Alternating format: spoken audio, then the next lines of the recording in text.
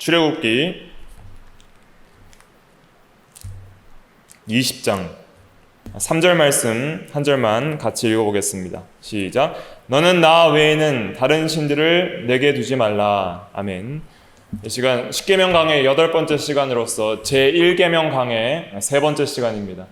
제1계명에 대해서 제1계명이 금하는 죄들에 대해서 웨스트민스터 대의문답은 성경을 근거해서 여러 가지 하위 항목들을 말씀하고 있는데, 저번 시간에는 우리가 불신뢰, 절망에 대한 것까지 살펴보았고, 또 완악에 대해서 말하다가 이제 그만했는데, 이어서 이제 오늘 나머지 1계명에서 금하는 죄들에 대해서 하나씩 살펴보면서 이제 마무리를 하려고 합니다.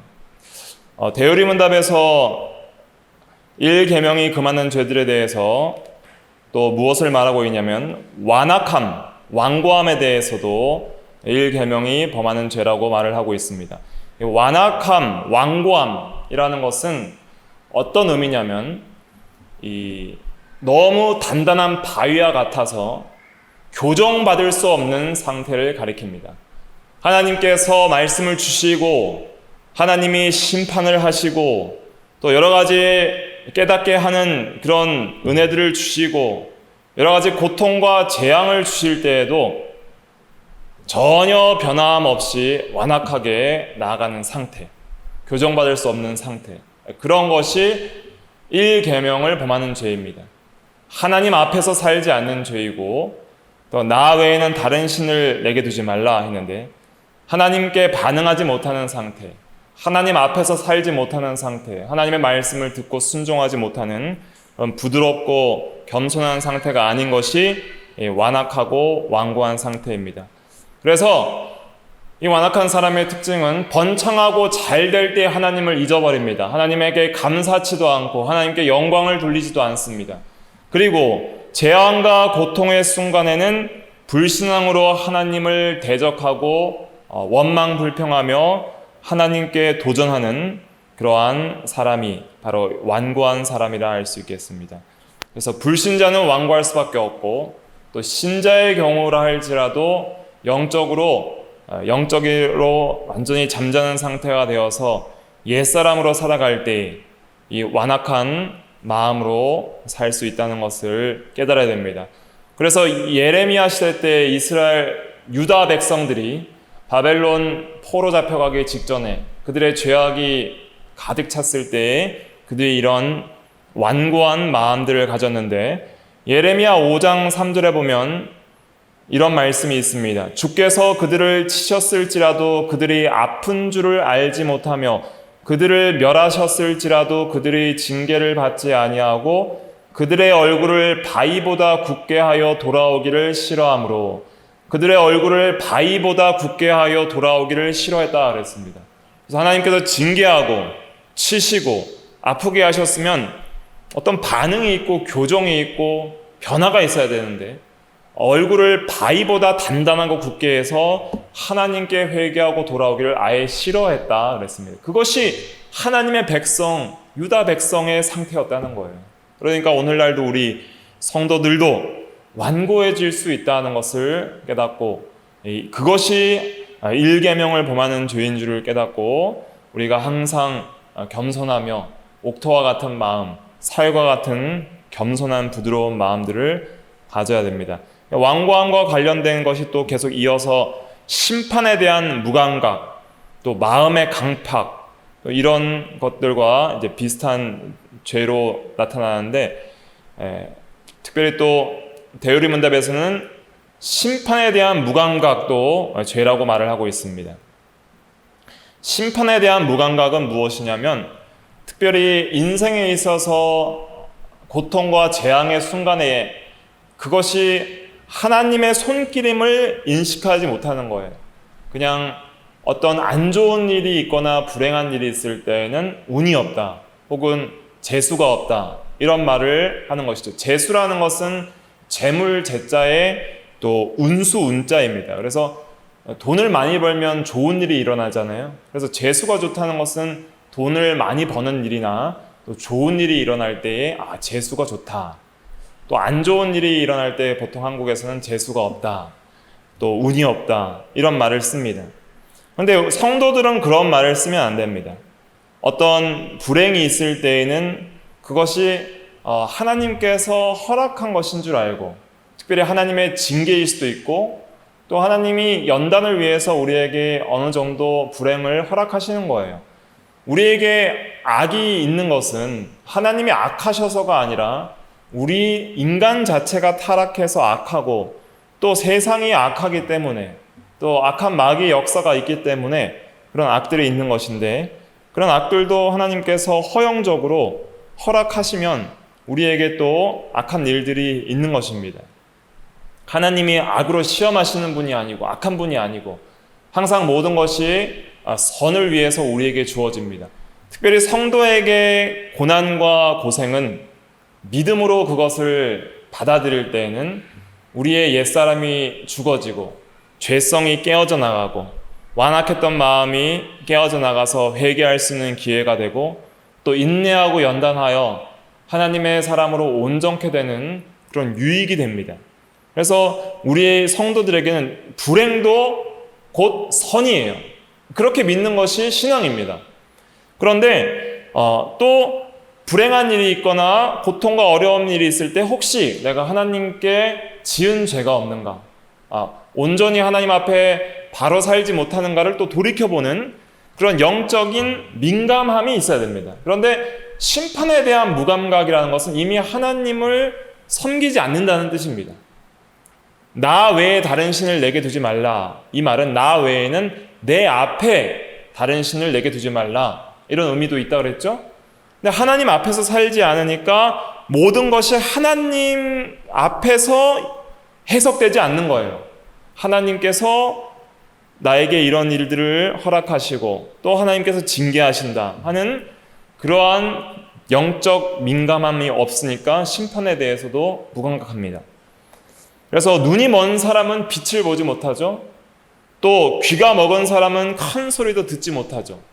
신경이 죽은 사람은 감각을 느끼지 못하는 것처럼 영적으로 감각이 죽었고 졸고 잠자는 사람들은 하나님의 손길에 대한 인식을 깨닫지를 못하는 것입니다. 그래서 심판에 대한 무감각도 1계명을 범하는 죄다 할 수 있겠습니다. 그 다음에 마음의 강팍이 있는데, 이것은 다른 말로는 돌같이 굳은 마음입니다. 돌같이 굳은 마음도 1계명을 범하는 죄입니다. 특별히 로마서 2장 5절에는 이런 말씀이 있습니다. 다만 내 고집과 회개하지 아니한 마음을 따라 진노의 날 곧 하나님의 의로우신 심판이 나타나는 그날에 임할 진노를 내게 쌓는도다. 고집이 강한 사람, 또 끝까지 회개하지 않는 그런 강팍한 마음, 굳은 마음, 이런 것들이 1계명을 범하는 죄예요. 그래서 이 굳은 마음, 돌같이 굳은 마음은 영적인 민감성, 하나님을 향해 민감한 반응을 하는 그런 감각을 잃어버린 상태라 할 수 있겠습니다. 그래서 이런 상태에 있으면은 사람이 하나님의 말씀에 반응을 할 수가 없고, 또 하나님의 말씀에 반응하지 못하기 때문에 양심의 기능도 죽어버리는 거예요. 그래서 양심이라는 건 뭐죠? 양심이라는 것은 마음에 새겨진 하나님의 법이라 그랬습니다. 그래서 우리가 하나님의 말씀을 항상 들고 다니지 않아도 왜 매일 말씀을 읽고 배우고 그 말씀을 잊지 않고 기억하는 게 중요하냐면 항상 이렇게 확인할 수가 없잖아요. 그러니까 항상 이 말씀들을 많이 마음에 두고 마음에 새겨진 말씀을 가지고 다니면 어떤 일이 있을 때에 그 새겨진 말씀이 작용해서 선과 악을 판단하고 옳은 길과 옳지 않은 길을 판단해서 바른 길로 걸어갈 수 있도록, 바른 생각과 바른 행동을 할 수 있도록 양심이 마음에 새겨진 법이 인도를 하는 거예요. 그런데 강팍한 마음, 돌같이 굳은 마음이 되면 돌에는 뭘 새기기가 쉬워요, 안 쉬워요? 안 새겨지는 거예요. 뭘 새기려면 막 망치로 깎고 해야 되는데 그것이 새겨지지가 않는 거예요. 살같이 부드러운 마음이 돼야지 뭐가 새겨지는데, 돌같이 강팍한 마음은 말씀이 새겨지지 않아요. 그리고 새겨진 말씀도 희미해져서 읽혀지지가 않는 거예요. 그래서 이 양심의 기능이 중단되거나 양심이 제대로 기능하지 못하는 사람을 가리켜서 양심에 화인 맞았다, 이렇게 성경에서는 표현을 하고 있습니다. 한번 찾아볼까요? 디모데전서 4장 2절 말씀. 디모데전서 4장 2절. 디모데전서 4장 2절 말씀. 신약 339페이지. 339페이지.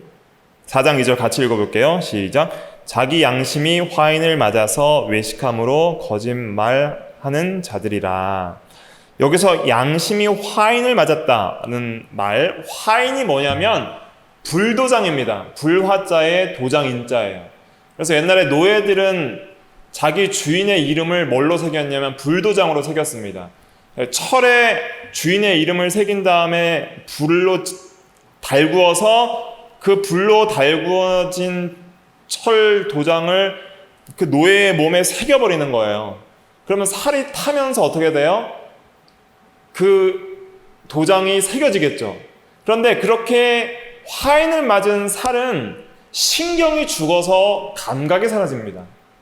그래서 화인을 맞았다는 것은 그 화인 맞은 부분에 감각이 죽어서 느끼지를 못한다, 이런 뜻이에요.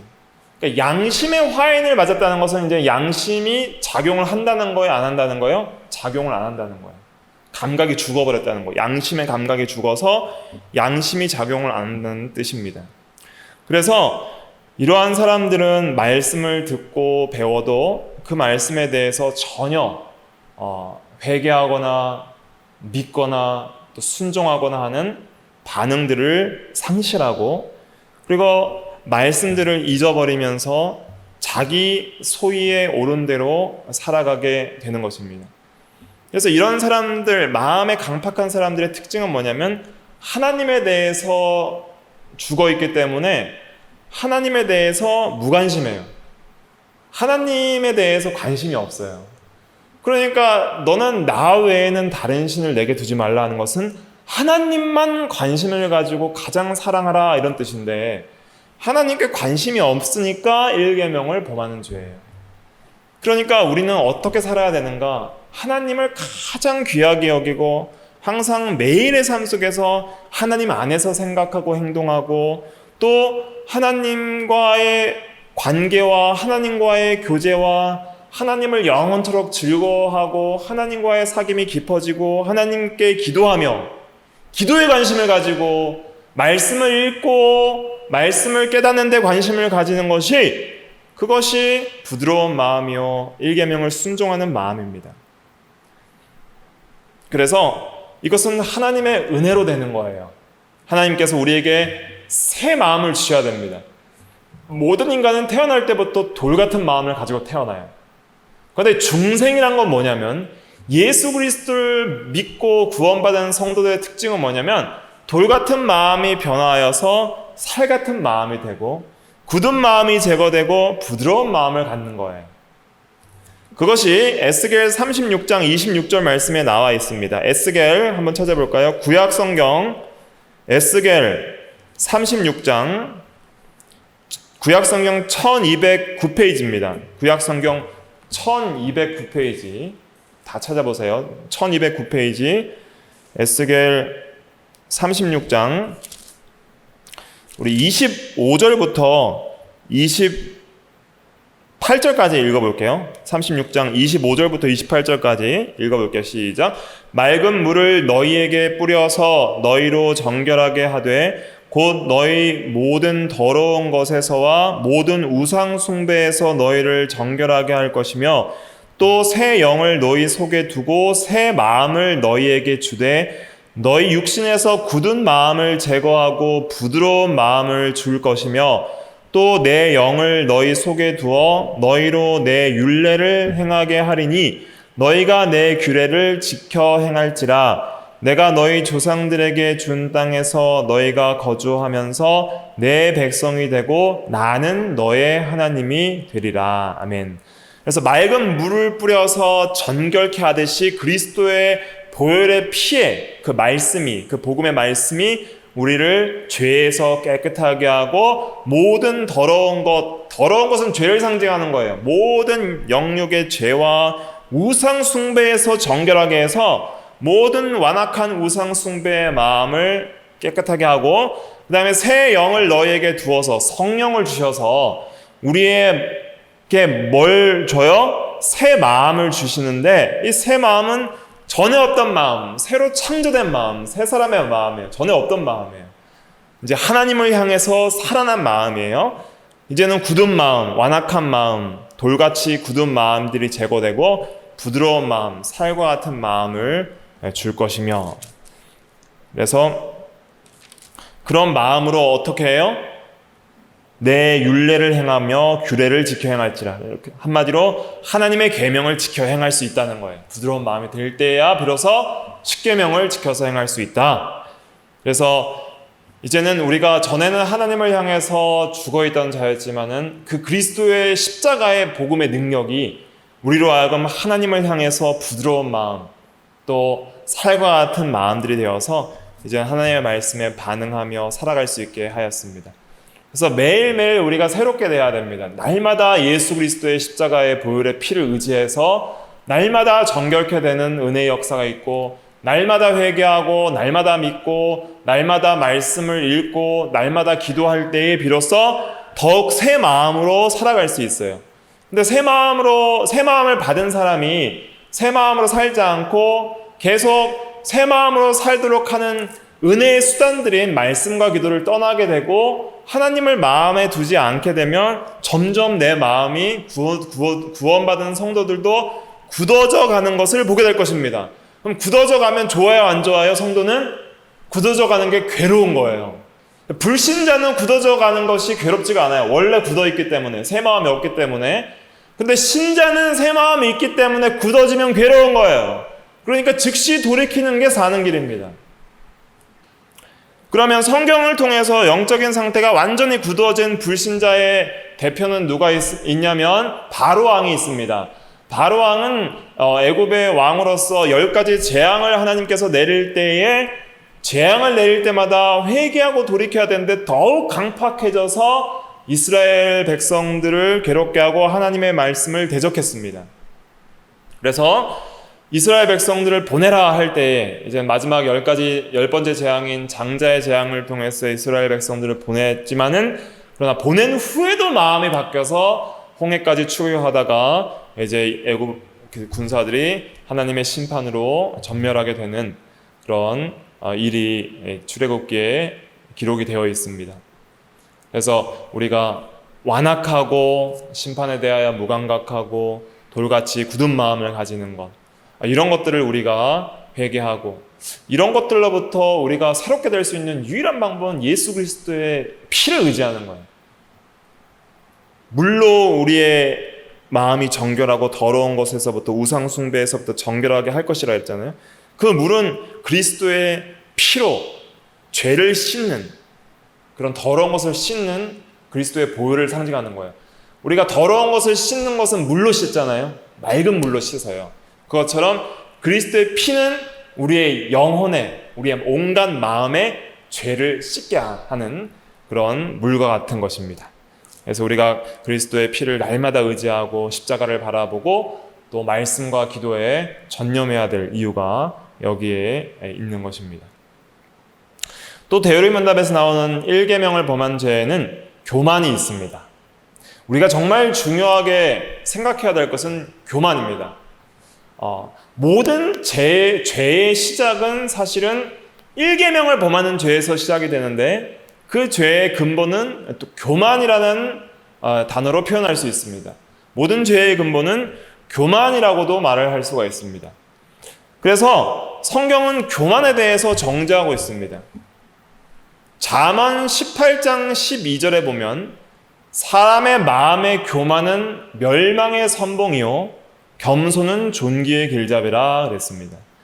그래서 잠언 16장 5절에도 무릇 마음이 교만한 자를 여호와께서 미워하신다 그랬습니다. 그래서 야고보서 4장 6절과 베드로전서 5장 5절에 보면 하나님이 교만한 자를 물리치시고 또 교만한 자를 대적하시고 겸손한 자에게 뭘 주세요? 은혜를 주신다 그랬습니다. 그래서 교만한 자는 하나님이 대적하신다 그랬어요. 대적한다는 건 뭐냐면 결국 교만 자체가 하나님을 대적하는 거라는 거예요. 교만한 사람이 결국은 하나님을 대적하는 것이니 하나님도 그를 대적하시는 것입니다. 그러나 겸손한 자에게는 하나님께서 은혜를 주신다 그랬습니다. 교만은 무엇일까? 교만은 그릇되게 자기를 높이는 거예요. 교만은 두 가지 이유에서 죄입니다. 첫째는 피조물로서 하나님 앞에 절대 의존적인 위치에 있는 피조물로서 교만은 죄예요. 피조물로서 우리가 하나님 앞에서 그릇되게 높이고 하나님보다 자기를 높이고 하나님을 떠나서 우리를 높여서는 안 되는 것이죠. 또 둘째로는 죄인으로서 우리의 위치와 배치됩니다. 죄인으로서 항상 우리는 겸손해야 돼요. 그래서 우리가 겸손해야 될 이유가 두 가지입니다. 왜 우리는 겸손해야 돼요? 우리는 피조물이기 때문에 또 우리는 죄인이기 때문에 하나님 앞에 겸손해야 됩니다. 하나님은 창조주이시기 때문에 또한 우리를 구원하신 구속주이시기 때문에 우리는 하나님만을 섬겨야 되고 하나님 앞에 겸손하며 모든 감사와 영광은 누구께 돌려야 돼요? 하나님께 돌려야 하는 것이죠. 본질적으로 교만은 무엇이냐면 하나님으로부터 독립을 선언하는 것입니다. 교만이라는 것은 하나님 없이 살겠다는 거예요. 그래서 우리는 피조물로서 죄인으로서 항상 겸손해야 되며 또 피조물이라는 것은 하나님을 의존하지 않고는 살 수 없는 존재라는 뜻입니다. 아무것도 의존하지 않고 존재하며 사실 수 있는 유일한 분은 스스로 계신 여호와 하나님 한 분뿐이십니다. 그렇다면 모든 피조물은 하나님께서 공급해 주시는 은혜로 사는 거예요. 그렇죠? 우리가 살아가는 모든 삶은 누구 때문에 살아가는 거예요? 하나님 때문에 살아가는 거예요. 내가 오늘날 영원히 살고 오늘 육신이 살아갈 수 있는 것도 다 하나님이 주신 생명과 힘과 능력으로 살아가는 거예요. 어떻게 호흡을 합니까? 공기 누구 거예요? 공기도 하나님 거고 내가 호흡하는 심장과 폐도 하나님 거고 하나님께서 주시는 생명의 능력도 하나님 것이고 내가 입고 있는 옷과 누리고 있는 이 세상의 모든 것이 하나님의 것이고 이 천지 만물과 보이는 것과 보이지 않는 것이 다 하나님 것인데 하나님 것이 아닌 것이 없기 때문에 우리는 하나님께 받지 않은 것이 하나도 없는 것입니다. 그런데 받지 않은 것이 있는 것처럼 내 것이 있는 것처럼 하나님 의지하지 않고 하나님으로부터 떠나서 산다는 것은 그것은 교만이라는 것이죠. 또 죄인으로서 구원받은 은혜 그것을 잊고 자기의 의를 나타내는 것도 교만인 것이죠. 그래서 고린도전서 4장 7절에 이런 말씀이 있습니다. 우리 고린도전서 4장 7절 찾아볼게요. 신약성경 고린도전서 4장 7절 신약 266페이지 고린도전서 4장 7절 말씀 266페이지 고린도전서 4장 7절 같이 읽어볼게요. 시작. 누가 너를 남달리 구별하였느냐? 내게 있는 것 중에 받지 아니한 것이 무엇이냐? 내가 받았은즉 어찌하여 받지 아니한 것 같이 자랑하느냐? 그래서 받지 않은 것이 무엇이냐 그랬잖아요. 안 받은 게 없는 거예요. 다 받은 거예요. 근데 받지 않은 것처럼 자랑하느냐? 자랑할 게 없어요, 사실은. 왜냐하면 하나님이 다 주신 거니까. 우리가 가지고 태어난 게 뭐가 있습니까? 이 세상에서 내 거라 하고 가지고 나온 게 뭐예요? 우리의 몸도 영혼도 다 하나님께서 주셨죠. 그러니까 내 것은 하나도 없는 거예요, 사실은. 우리는 어떤 사람과 같은 거예요? 청직이에요. 그러니까 남의 것을 받아서 사용하는, 관리하는 그런 관리자, 청직이. 주인의 것을 맡아서 관리하고 사용하는 사람과 같은 거예요. 하나님이 주인이고 우리는 그것을 받아서 쓰는 사람이에요.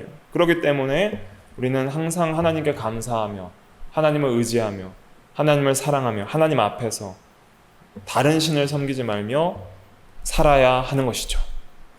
그래서 하나님 없이 사는 사람들은 반드시 큰 화를 당하고 저주를 받게 되며 또한 허무하며 또 곤고와 사망 가운데 처할 수밖에 없습니다. 우리 예레미야 17장 5절 말씀도 한번 찾아볼게요. 예레미야 17장 5절. 다 찾아보세요. 예레미야 17장 5절부터 8절까지입니다. 예레미야 구약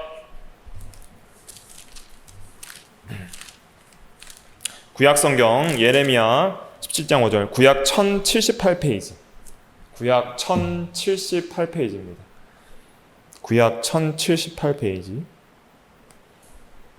예레미야 17장 5절부터 8절까지 의미를 생각하면서 같이 읽어볼게요. 시작.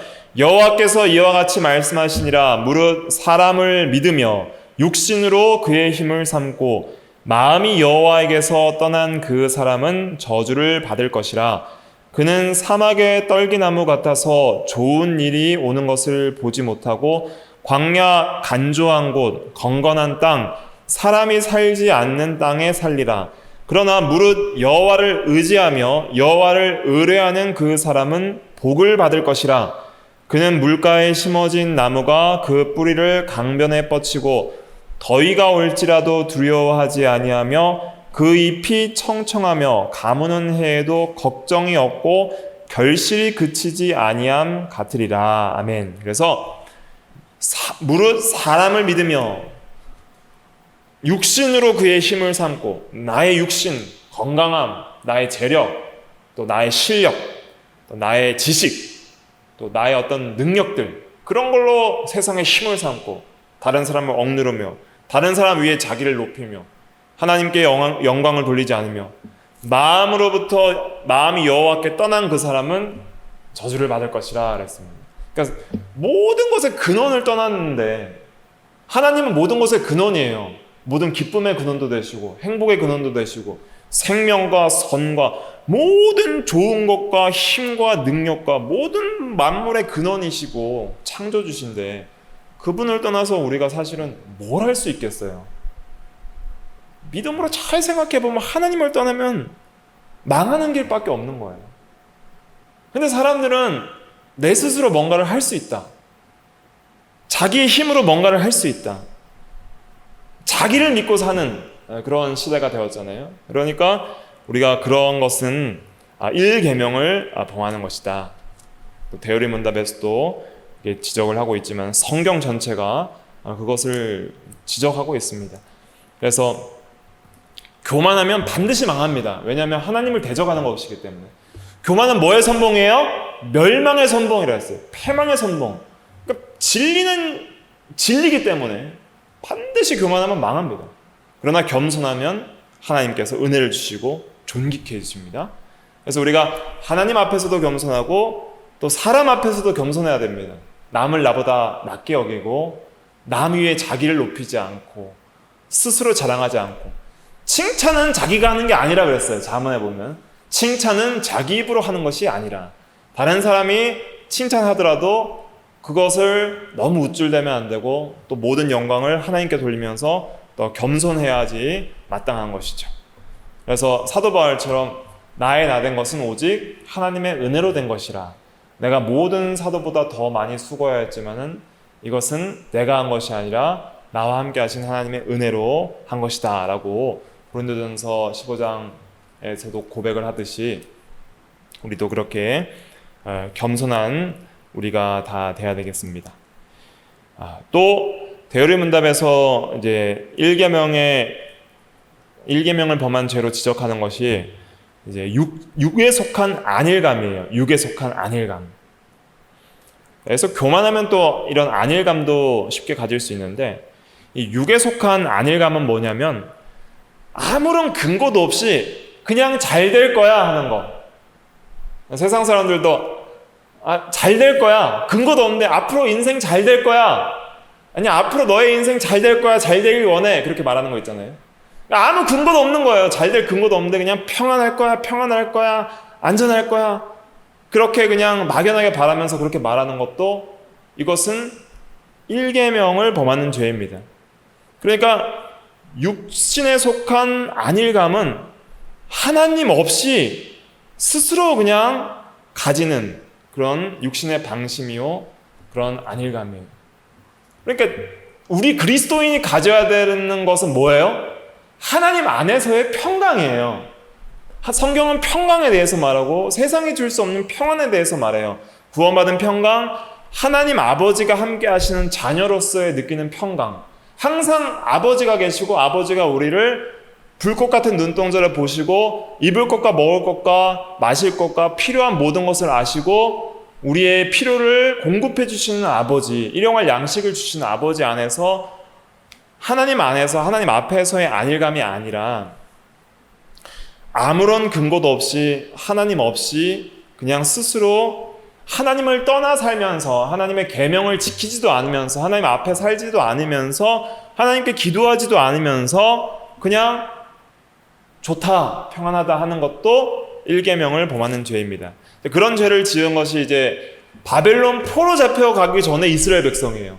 이스라엘 백성이 이제 앞으로 바벨론 나라가 쳐들어오면 대부분의 민족들이 죽고 고아와 가부가 늘어날 것이고 그 다음에 많은 사람들이 포로가 되어서 잡혀갈 텐데 그 포로로 잡혀갈 그 심판이 눈앞에 있는데도 뭐라고 했냐면 평강하다, 평강하다 그랬어요. 그것이 예레미야 6장 14절에 있습니다. 예레미야 6장 14절 말씀 제가 읽어드리면 그들이 내 백성의 상처를 가볍게 여기면서 말하기를 평강하다, 평강하다 하나 평강이 없도다. 하나님이 보시기엔 평강이 없는데 하나님이 주시는 평강을 누리지 않고 있는데 스스로 육신적으로 아직은 육신적으로 세상적으로 괜찮다고 생각을 하니까 그냥 평안하다, 평안하다, 아무런 진리와 하나님 안에서의 근거도 없는 그런 평강, 이런 것을 말하는 것도 하나님 없이 사는 것이다. 그래서 일계명을 범하는 죄이다. 이렇게 우리가 생각을 할 수 있겠습니다. 그 다음에 또 일계명을 범하는 죄는 무엇이냐면 하나님을 시험하는 것입니다. 그것이 대오리문답에서 말하고 있는데 마태복음 4장 7절에 예수님께서 마귀가 자기에게 성전에서 뛰어내리라 할 때 예수님께서 마귀에게 주 너의 하나님을 시험하지 말라 그랬습니다. 그래서 하나님을 시험한다는 것은 이런 거예요. 어떤 거냐면 하나님이 나와 정말 함께 계신가 안 계신가? 정말 하나님이 존재하는가 안 존재하는가 보자. 그러면서 하나님께서 내가 이렇게 할 때에 하나님께서 나를 정말 지켜주는가 보자. 하나님이 나를 사랑하고 하나님이 정말 계신가 보자 하면서 부주의하고 악한 어리석은 방법으로 우리에게 하나님께서 함께 하시는 것을 시험해 보는 것. 예를 들면은 정말 스스로 위험에 처하게 한다는 거나 성전 꼭대기에서 뛰어내릴 때 하나님께서 지켜주시는가 안 지켜주시는가 봐라 하는 것이 마귀의 시험이었잖아요. 그러니까 우리 인생에 있어서도 정말 우리가 통상적으로 주의해야 될 것이 있습니다. 우리가 교통사고 안 당하려면 어떻게 해야 돼요? 운전을 깨워서 졸지 않고 운전을 방어 운전하면서 잘해야 되고, 또 사고가 났을 때 목숨을 잃지 않기 위해서 안전벨트도 매야 되잖아요. 그런데 나는 하나님이 지켜줄 거야 하면서 운전도 막 하면서 안전벨트도 안 매요. 그런데 그렇게 하는 것이 사고를 막는 것을 게을리하면서도 하나님이 그냥 지켜주겠지, 하나님이 지켜줄 거야 하고 하는 것이 하나님을 시험하는 것이라고도 할 수 있겠습니다. 그래서 우리가 이 세상에서 분명히 조심해야 되고 또 주의해야 되고 또 지혜롭게 해야 될 것들이 있습니다. 그러면 그런 것을 하지 않으면서도 하나님께서 막연하게 지켜주시겠지, 지켜주시나 안 지켜주시나 보자 하는 것들, 또 인생에 있어서 꼭 그런 것이 아니더라도 내 인생에 있어서 하나님이 내 앞길을 형통하게 해주나 안 해주나 보자, 또 부자가 되게 해주나 안 해주나 보자, 또 앞길에 대해서 하나님이 인도해 주나 안 해주나 보자 하면서 그렇게 내 생각대로 하나님이 해주나 안 해주나 보자 하는 것들이 주를 시험하는 거예요. 그러니까 주를 시험한다는 것 자체가 누가 주인이 되어 있는 거예요? 이미 내가 주인이 되어 있는 거예요, 인생에. 그러니까 내가 내 마음대로 하는데 하나님이 내 마음대로 하는데도 지켜주나 안 지켜주나 보자 하는 거예요. 그러니까 인생의 주인이 내가 된 거예요. 그러니까 하나님을 그냥 알라딘의 램프의 요정처럼 생각하고 내가 가고자 하는 길에서 내 마음대로 하는데도 하나님이 지켜주나 안 지켜주나, 하나님이 복을 주시나 안 주시나 한번 보자, 하나님이 계신가 안 계신가 보자 하는 것이 주를 시험하는 것입니다. 그럼 우리는 어떻게 살아야 되는가? 다니엘 3장 16절부터 18절에 보면 사드락과 메삭과 아벳느고의 신앙이 나옵니다. 사드락과 메삭과 아벳느고는 느부갓네살 왕이라는 그 바벨론 왕이 이 아파트 9층에서 10층 정도 되는 높이가 되는 금신상을 두라 평지에 세워놓고 거기에 절하라 그럴 때 사드락과 메삭과 아벳느고는 절하지 않았어요. 절하지 않을 때 풀무불에 집어넣겠다 그랬거든요. 풀무불은 용광로와 같이 철을 녹이는 불입니다. 그래서 1000도가 넘는 그런 불인데 그 불에 집어넣겠다 그랬어요. 그때 사드락과 메삭과 아벳느고가 다니엘 3장에 16절부터 18절까지 뭐라 그랬냐면은 하나님께서 우리를 풀무불 가운데서 구해주실 줄 믿습니다 그랬어요. 그러나 그리하시지 아니할지라도 우리는 왕과 우상에게 절할 수 없습니다 그랬습니다. 그러니까 이들은 주를 시험한 게 아니에요. 하나님은 전능하시기 때문에 풀무불 가운데서도 믿음으로 하나님의 계명인 제2계명과 1계명을 지키면은 지켜주실 것을 믿습니다 그랬습니다. 근데 믿는데 근데 내 마음대로 그렇게 지켜주세요 라고 시험을 하는 것이 아니라 하나님 반드시 지켜주셔야 돼요. 하나님이 지켜주시는가 안 지켜주시는가 봅시다. 그런 게 아니에요. 내가 말씀을 지켜서 풀무불 들어가니까 하나님이 지켜주시는가 안 지켜주시는가 봅시다. 그렇게 하는 것이 아니라 만일 지켜주시지 아니할지라도 우리는 하나님의 계명을 준행하겠습니다. 지켜주시고 안 지켜주신 것은 주의 뜻입니다. 그래서 모든 주권을 하나님께 돌리고 종으로서 그냥 마땅히 순종할 것만 순종을 하는 거예요. 그것이 우리의 신앙이 되어야 됩니다. 그래서 우리가 계명을 순종하는 데 있어서 하나님이 반드시 복을 주시나 안 주시나 보자 하면서 계명을 순종하면 안 돼요. 하나님이 이 계명을 순종하는데 내 앞길을 열어주시나 안 주시나 보자, 복을 주시나 안 주시나 보자, 그런 중심으로 우리는 계명을 순종하는 게 아니에요. 우리는 그냥 하나님을 사랑하기 때문에, 또 하나님이 나의 주시기 때문에, 모든 것이 하나님께서 선으로 주실 것을 믿기 때문에 비록 순교의 자리까지 갈지라도 그것이 우리의 영혼을 더욱더 자라나게 하고 더 영광스러운 구원에 이르게 할 것을 믿기 때문에, 하나님은 가장 선한 것으로 주시는 우리의 아버지임을 믿기 때문에 우리는 계명을 순종하는 것입니다.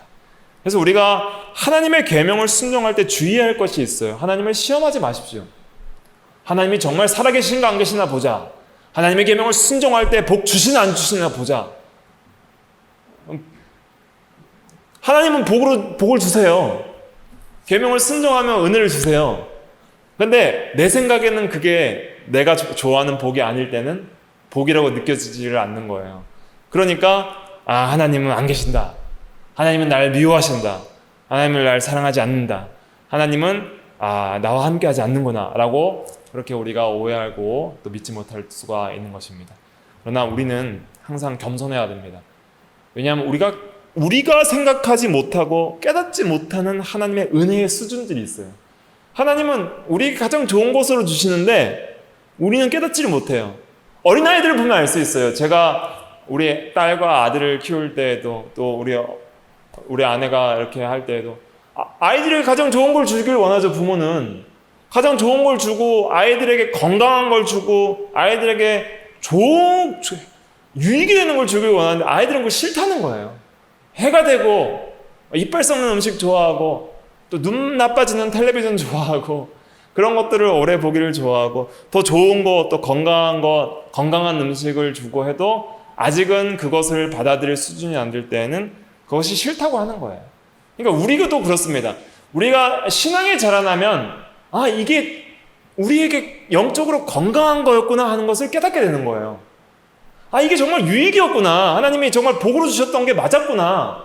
내가 과거에 이게 뭡니까? 하나님 어떻게 나한테 이럴 수 있습니까? 라고 원망 불평했던 게 사실은 선이었구나. 나중에는 커서 자라나면 알 수 있는 부분이 있습니다. 그렇기 때문에 우리는 주를 시험하지 말고 항상 겸손하게, 우리가 좀 이해 안 되더라도 겸손하게 주의 뜻이면 그리하소서 하면서 항상 겸손하게 시험하지 말고 모든 감사함으로 하나님께 영광을 돌리는 우리가 다 돼야 되겠습니다. 대열이 문답 나머지 조금 더 많이 남았는데 다 하지는 못할 것 같아요. 그래서 오늘은 여기까지만 하고 또 다음 시간에 이어서 하겠습니다. 아무쪼록 우리가 한 주간을 또 마무리하면서 더 하나님을 생각해야 되겠습니다. 완악한 마음, 또 굳어졌던 마음, 하나님을 향해서 죽어있던 무감각했던 마음, 교만했던 마음들, 또 주를 시험했던 마음들, 또 아무런 근거 없는 안일함, 그냥 평안하다 하는 것들, 하나님 없이 살아가는 삶들, 하나님 앞에서 살지 않은 삶들을 우리가 회개하면서 더욱더 하나님을 사랑하고 하나님을 찾으며 하나님께 기도하는 우리가 되어야 되겠습니다. 그러려면 항상 말씀과 기도에 깨어 있어야 됩니다. 날마다 매일 말씀을 꼭 읽으십시오. 말씀을 꼭 읽어야 됩니다. 그리고 꼭 기도를 하십시오. 일어나자마자 하루의 첫 시간을 조금이라도 정말 바쁘더라도 할 수 있는 우리가 다 돼야 됩니다. 그럴 때 우리가 조금씩 영적으로 자라날 수가 있어요. 자라나야만이 이것은 깨달아지고 지켜지는 부분이 있습니다. 반드시 성장해야 됩니다. 여전히 어린아이로 있으면 죽밖에 먹을 수 없는 거예요. 단단한 식물을 먹으려면 반드시 자라나야 하는 것이죠. 그래서 우리가 이렇게 더욱더 믿음으로 말씀과 기도로 자라나는 우리가 다 돼야 되겠습니다. 기도하겠습니다.